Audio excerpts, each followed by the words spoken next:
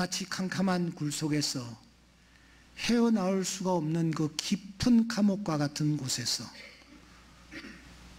죽음의 그림자가 내 목줄을 지락펴락하는 그런 상황, 발을 내디뎌도 자꾸 빠져들어가는 늪 속에서 허우적대는 그런 상황은 아닌지요. 그날 다윗이 그러했습니다. 그는 지금 굴 속에서 숨죽인 채 숨어 있습니다. 원수들은 쩌벅쩌벅 그를 향하여 달려오고 있습니다.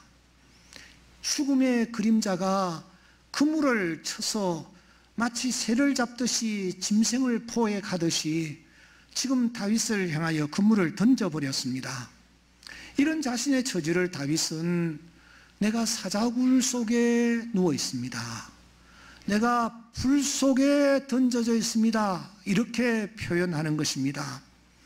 저들의 날카로운 이빨, 혀는 칼과 창과 화살이 되어 그를 향하여 겨누며 지금 쏘져 오고 있습니다. 그래서 그는 자신이 지금 재앙을 만났다라고 생각을 합니다. 가만히 생각해 보니 이런 자기 자신이 너무너무 억울한 거예요.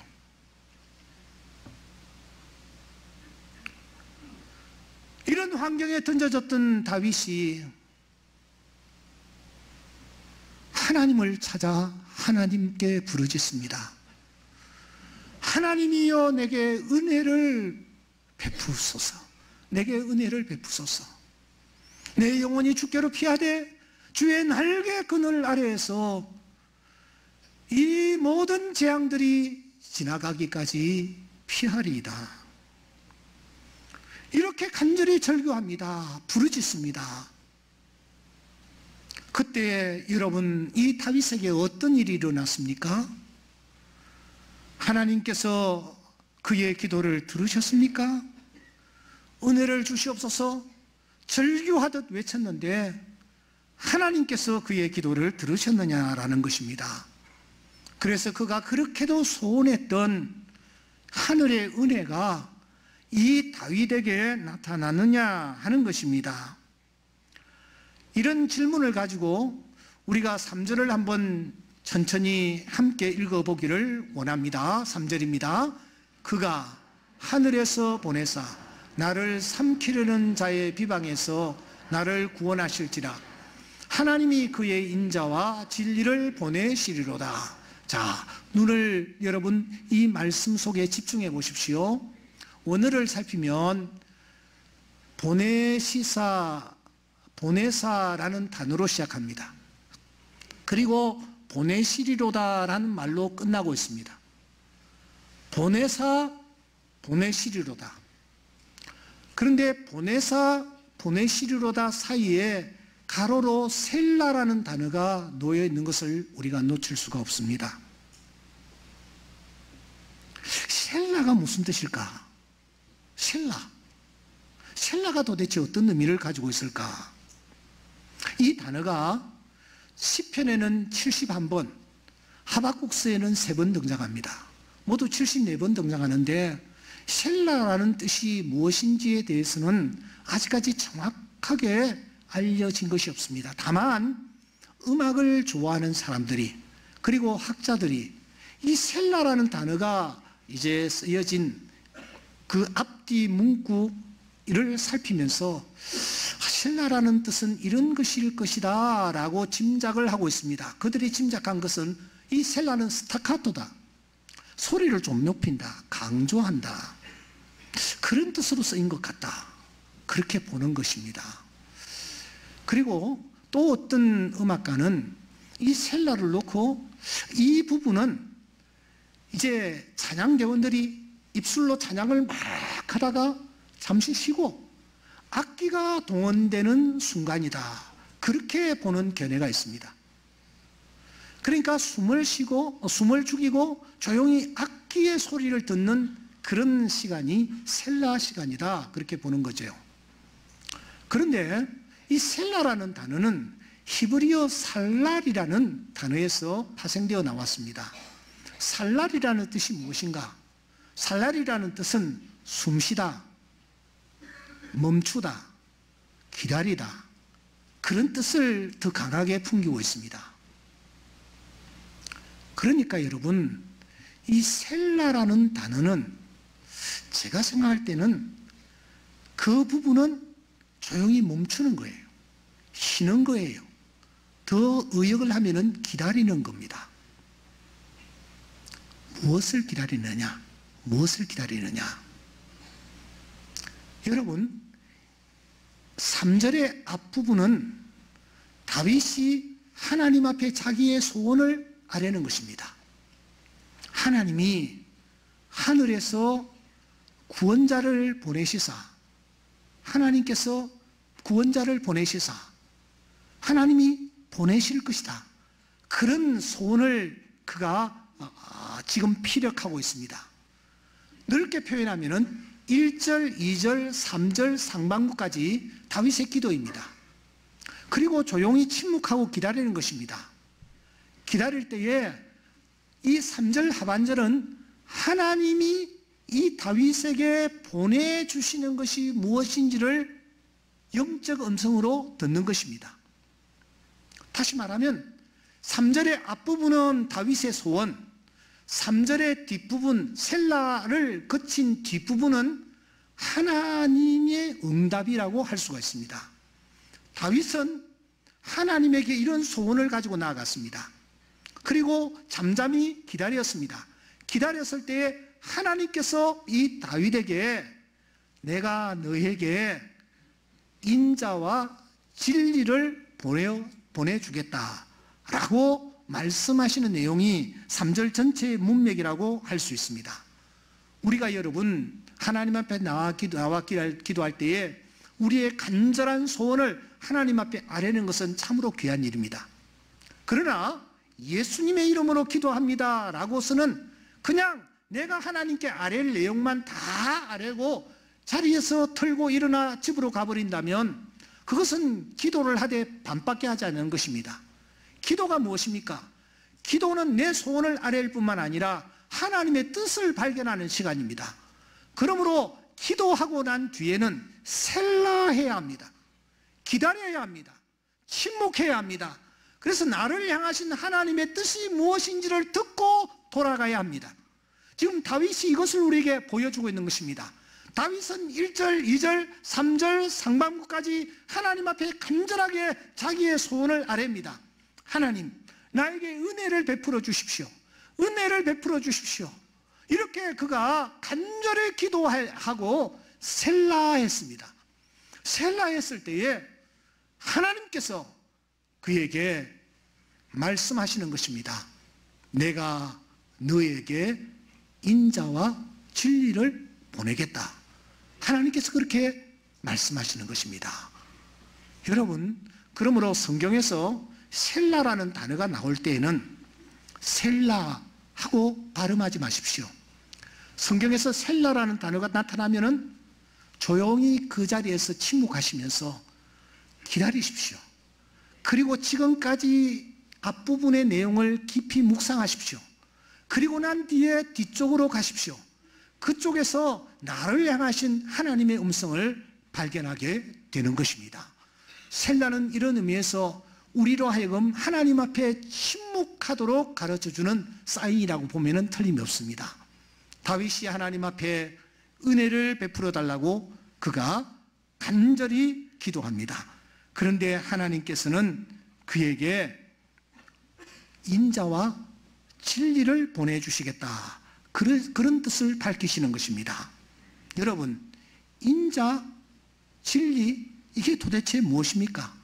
다윗은 굴속에서 하나님이여 내게 은혜를 베푸소서, 내게 은혜를 베푸소서 이렇게 간절히 기도했는데 하나님은 은혜라는 단어를 사용하지 않고 인자와 진리를 너에게 보내주겠다. 그렇게 약속을 하는 것입니다.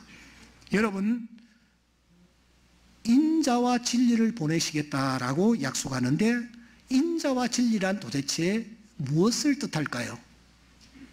먼저 우리는 인자를 생각해 보아야 합니다. 인자를 보내시겠다. 인자가 도대체 무엇입니까? 요한복음 14장 6절 말씀해 보시면 주님께서 말씀하십니다. 내가 곧 길이요 뭐요? 진리요. 주님이 자기를 무엇이라고 말씀하십니까? 진리라고 말씀하십니다. 요한복음 5장 33절에 보면 요한이 진리에 대해서 증언하였느니라. 요한이 누구에 대해서 증언했다라는 말입니까? 진리 곧 누구요? 예수님에 대해서 증언을 했다라는 것입니다. 그러니까 진리가 무엇이냐? 진리는 예수님 자체인 줄 믿습니다. 예수님의 이름이 뭐냐? 진리인 것입니다. 그래서 요한복음 1장 14절에 보시면 우리가 그의 영광을 보니 아버지의 독생자의 영광이요 은혜와 뭐요? 진리가 뭐요? 충만하더라. 주님에게 충만한 것이 있습니다. 그것이 무엇이냐면은 진리입니다. 그러므로 이 진리는 무엇을 뜻하느냐? 오실 메시아 예수 그리스도를 분명히 뜻하는 것입니다. 이 부분에 대해서는 이론의 여지가 없습니다. 문제는 인자입니다. 그러면 인자란 도대체 무엇일까요? 무엇을 뜻할까요? 누구를 상징할까요? 사랑하는 여러분, 인자라는 이 단어를 제가 좀 찾아보니까 오늘 본문에서 헤세드라는 독특한 단어를 쓰고 있습니다. 이 헤세드라는 단어 속에 뭔가가 감춰져 있는 것 같습니다. 주님은 이 땅에 오셔서 우리의 모든 허물을 다 덮으신 분이십니다. 그렇기 때문에 이 헤세드라는 단어에서 캐세드라는 단어가 파생이 됩니다. 캐세드라는 단어는 무엇이냐? 이 단어는 성경에 무지개로 번역이 되어 있습니다. 여러분, 무지개가 언제 등장합니까? 노아 홍수 후에 하나님께서 나타나십니다. 그리고 하늘에 노아가 볼 수 있도록 무지개를 보여주십니다. 창세기 9장에 보면은 그때 언약이라는 단어가 무지개와 함께 등장하는데 언약이라는 단어가 7번 등장합니다.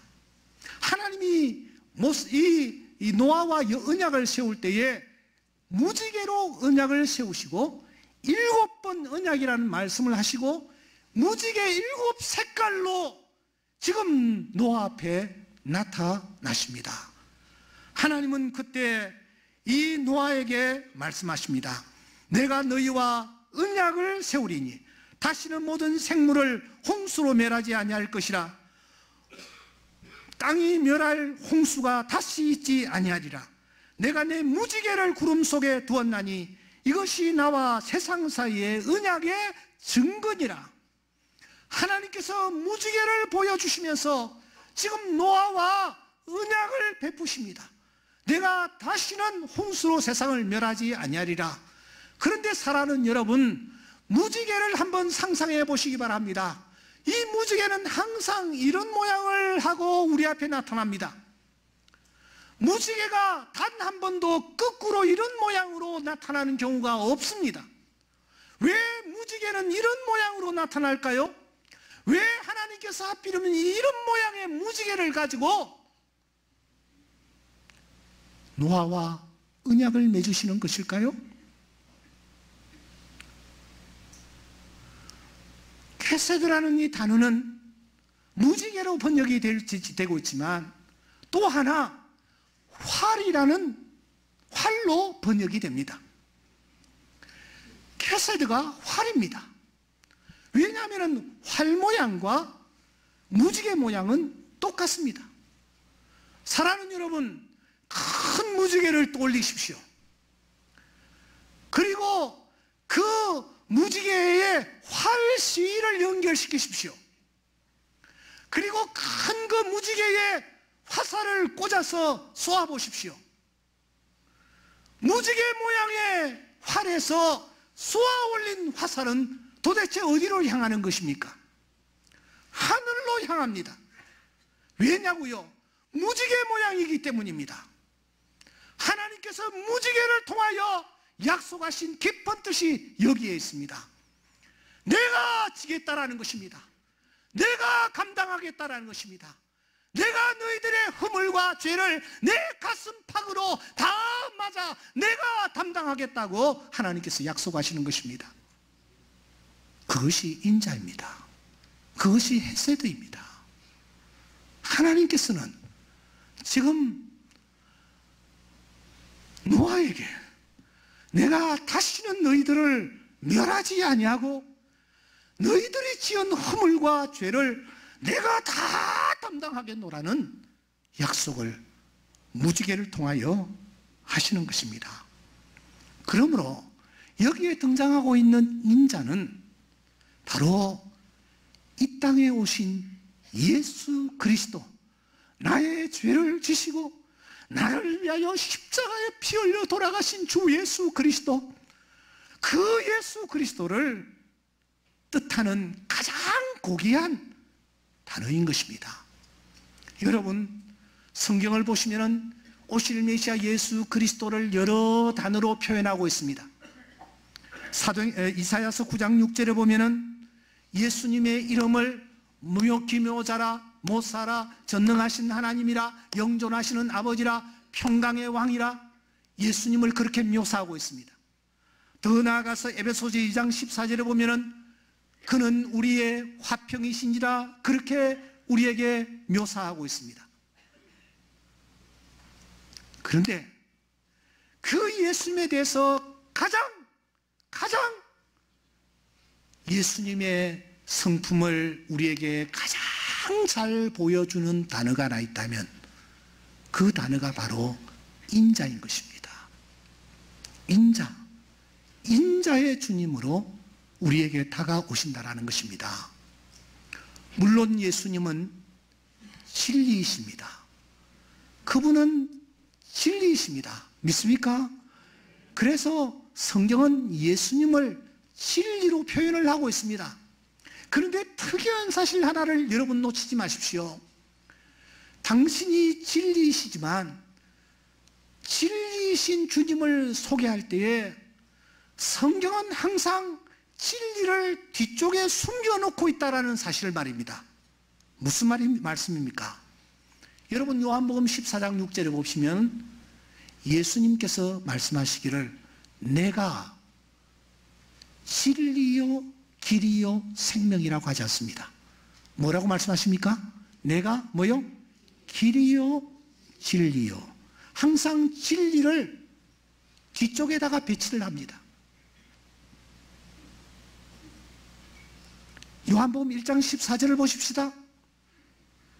그 영광을 보니 아버지의 독생자의 영광이요, 그 다음에 뭐요?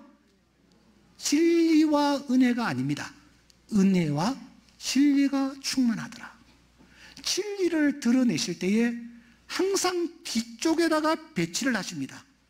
오늘 본문 57편 3절에도 보시면 하나님이 그의 뭐요? 진리와 인자가 아니고 뭐요? 인자와 진리를 보내시겠다, 그렇게 말씀하십니다. 57편 10절에도 보시면 그래서 다윗은 노래합니다. 무릇 주의 뭐요? 진리는 커서 아닙니다. 주의 뭐요? 인자는 커서 하늘에 미치고 주의 진리는 궁창에 이르나이다. 진리이신 주님을 묘사할 때마다 항상 진리는 뒤쪽에다가 감추어 놓고 계십니다. 왜 진리를 뒤쪽에다가 배치하시는 것일까요? 왜 진리이신 주님이 진리를 지금 뒤쪽에다가 배치하면서 숨겨놓고 계시는 것일까요? 여기에 깊은 뜻이 있습니다. 사랑하는 여러분, 예수님은 진리이십니다. 믿습니까? 진리가 그러면 무엇입니까? 진리는 바름입니다. 참입니다. 거룩입니다. 온전함입니다. 완벽함입니다. 성결함입니다. 청결함입니다. 죄 없음입니다. 이 진리이신 주님이 진리로 나에게 다가오시는 순간 나는 그 진리 앞에서 몸둘 바를 모르는 것입니다. 왜? 진리라는 잣대로 나에게 다가오시기 때문입니다. 한 사람이 경찰서에 불려갔습니다. 수사관이 나와 조사실로 안내를 했습니다. 조사실에 들어가는 입구의 문들이 스르르 열리다가 닫혔습니다. 그 문은 안에 있는 피의자는 절대로 나올 수 없고 수사관이 열어줘야만 열리는 문이었습니다. 좁은 조사실에서 컴퓨터를 앞에 놓고 앉았습니다.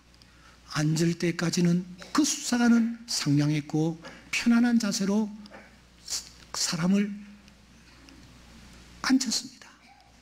그런데 앉아서 컴퓨터를 켜자마자 그의 안면이 돌변하기 시작합니다. 당신은 지금부터 진술하지 아니할 권한이 있어. 당신은 그리고 변호사를 옆에 둘 수 있는 권리가 있어. 하겠소? 그리고서는 속사포와 같이 질문을 던집니다. 나이는, 직업은, 재산은, 집은, 혈액형은, 지금까지 지은 죄가 있어요?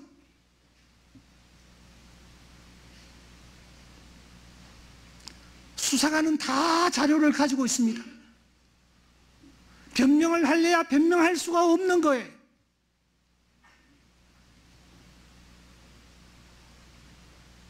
올림픽 경기의 심판관은